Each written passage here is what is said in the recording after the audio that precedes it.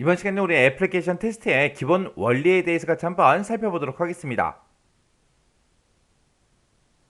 우리 애플리케이션 테스트라는 거는 소프트웨어에 대해 잠재적인 그런 결함은 이제 줄일 수가 있겠죠. 잠재적인 결함은 줄일 수 있지만 우리 소프트웨어에 결함이 없다라고 증명할 수 있다 없다? 없더라. 이런 걸 보고 우리가 완벽한 소프트웨어 테스팅은 불가능하다. 그렇게 이제 얘기합니다. 해서 내가 애플리케이션 하나 개발하더라도 여기에는 100% 오류, 결함이 없다라고 얘기할 수 없다라는 거를 이제 의미하는 그런 기본 원리를 보고 얘기하는 거고요. 그리고 애플리케이션의 이제 결함은 대부분 이제 개발자의 이제 특성이나 애플리케이션의 기능적인 그런 특징 때문에 특정 모듈에 집중되어 있습니다. 그래서 애플리케이션의 20%에 해당하는 그런 코드에서 전체 80%의 결함이 발견된다고 해서 파레토 법칙을 이제 적용하기도 합니다. 이 파레토의 법칙이라는 말이 나는데 이 파레토의 법칙이라는 거는 상위 20% 사람들은 전체 부의 80%를 가지고 있다.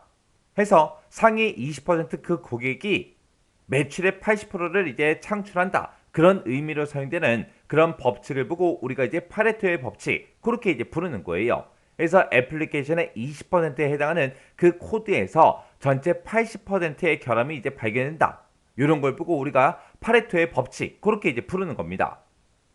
그 다음에 애플리케이션 테스트에서는 동일한 그런 테스트 케이스로 동일한 테스트를 이제 반복하게 되면 더 이상 결함이 발견되지 않는 살충대 패러독스라는 현상이 이제 발생한다. 살충대 패러독스를 이제 방지하기 위해서 테스트 케이스를 지속적으로 이제 보완하고 개선해야 된다라고 이렇게 이제 써져 있습니다. 여기 보면 이제 테스트 케이스라는 게 나오는데 이 테스트 케이스라는 거는 사용자의 이제 요구사항을 정확하게 준수했는지 그런 것들을 이제 확인하기 위해서 설계되어 있는 그런 입력값, 실행 조건, 기대 결과 그런 것들로 구성된 그런 테스트 항목에 대한 그런 명세서를 보고 우리가 테스트 케이스라고 해요.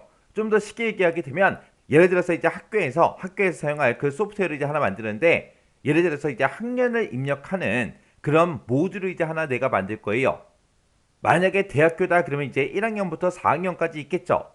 그 학년을 입력할 때는 1부터 4까지의 숫자만 써야 되겠죠. 1을 입력했을 때, 2를 입력했을 때, 3을 입력했을 때, 4를 입력했을 때는 어떻게 되는지, 그리고 거기다가 이제 잘못된 값, 5학년을 입력했을 때는 어떤 오류가 발견되게 할 건지, 그런 것들을 내가 이제 미리 예상을 해서 입력값이 됐든 실행 조건이 됐든 기대 결과가 됐든 그런 것들을 이제 내가 먼저 명세서로 작성을 합니다. 그 명세서로 작성한 걸 보고 우리가 이제 테스트 케이스 그렇게 이제 불러요. 근데 그런 테스트 케이스를 이제 하나 만들어 놓고 그걸 가지고 계속해서 똑같이 반복을 해서 테스트를 해요. 그럼 이제 더 이상 결함이 발견돼야 안 돼? 당연히 안 되겠죠. 그런 걸 보고 우리가 이제 살충제 패러독스 그렇게 이제 부르는 겁니다. 그러면 이런 거를 이제 방지하기 위해서는 테스트 케이스를 어떻게 된다? 지속적으로 우리가 보완하고 개선을 계속해서 해줘야 되겠죠. 여기서 이제 살충제 패러독스하고 나는데 이 살충제 패러독스라는 거는 그러면 살충제는 이제 벌레한테 뿌리는 그런 살충제 있죠. 그거 생각하시면 돼요. 그래서 살충제를 지속적으로 해서 계속해서 뿌리면 벌레가 이제 내성이 생겨서 죽지 않는 그런 현상을 보고 우리가 이제 살충제 패러독스 그렇게 이제 부르는 겁니다. 그래서 요 살충제 패러독스가 실제로 실기시험에서도 나온 적이 있어요. 그러면 필기시험에도 충분히 나올 수 있겠죠. 그래서 우리가 동일한 테스트 케이스를 가지고 동일하게 테스트를 반복하면 된다 안 된다? 안 된다. 그래서 지속적으로 보완하고 개선을 해서 우리가 이제 테스트를 진행을 해야 된다. 그런 기본 원리가 우리 살충제 패러독스요. 그리고 애플리케이션 테스트라는 거는 소프트웨어 이제 특징이 됐든 아니면 테스트의 환경이 됐든 테스터의 이제 역량이 됐든 그런 정황에 따라서 테스트 결과가 달라진다. 해서 정황에 따라서 우리가 테스트를 이제 전부 다 다르게 이제 수행을 해야 된다. 이런 걸 보고 우리가 정황 의존 그렇게 이제 부르는 겁니다. 만약에 애플리케이션 테스트를 하는데 개발 경험이 많은 그런 테스터가 한 명이 있고요. 그리고 신입사원 테스터가 한 명이 있습니다. 둘이서 이제 테스트를 해요. 그러면 당연히 경험이 많은 그런 테스터가 테스트를 훨씬 더 잘하겠죠.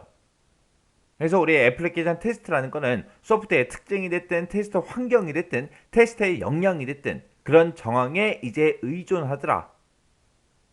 그리고 소프트웨어 이제 결함을 모두 제거해도 사용자 이제 요구사항을 만족시키지 못하면 해당 소프트웨어는 품질이 높다고 말할 수 없다. 이런 걸 보고 오류 부재 궤변 그렇게 이제 부릅니다. 그래서 소프트웨어 자체에는 결함이 하나도 없어요. 하나도 없는데 사용자 이제 요구사항을 만족을 못 시켰어요. 그럼 이제 그거는 안 좋은 소프트웨어죠. 그런 걸 보고 우리가 오류 부재 궤변 그렇게 이제 부르는 거고요. 테스터와 이제 위험은 반비례한다. 이런 이제 기본 원리도 있습니다. 얘는 이제 테스트를 많이 하면 할수록 미래에 이제 발생할 그런 위험을 줄일 수 있다. 그런 의미로 이제 사용되는 그런 기본 원리고요. 그 다음에 테스트를 할 때는 이제 작은 부분에서 시작을 해서 점점 확대하면서 그렇게 이제 진행을 해야 되겠죠. 이런 걸 보고 우리가 테스트의 점진적 확대 그렇게 이제 부르는 거고요. 그 다음에 이제 테스트는 개발자와 상관없는 그런 별도의 팀에서 수행을 해야 된다. 그렇게 써져 있습니다.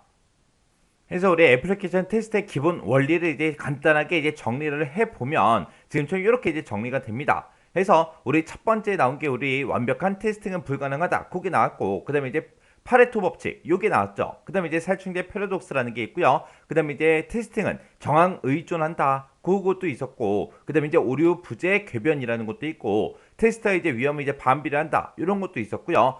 그리고 테스트의 이제 점진전 확대라는 것도 있었고, 테스트는 이제 별도의 팀에서 이제 수행해야 된다. 이런 것도 있었습니다. 이 애플리케이션 테스트의 이제 기본 원리가 아닌 거 찾아라. 그런 식으로 해서 이제 시험 문제 내기가 참 좋겠죠. 그리고 어떤 특정 기본 원리에 대해서 이제 설명을 시켜놓고 그게 이제 기본 원리 중에서 어떤 거냐 골라라. 그렇게도 나올 수도 있는 거죠. 그래서 이 애플리케이션 테스트의 기본 원리에는 이렇게 이제 여러 가지가 있으니까 각각은 이제 뭐가 뭔지는 구분할 수 있게 잘 정리하고 지나가시기 바랍니다.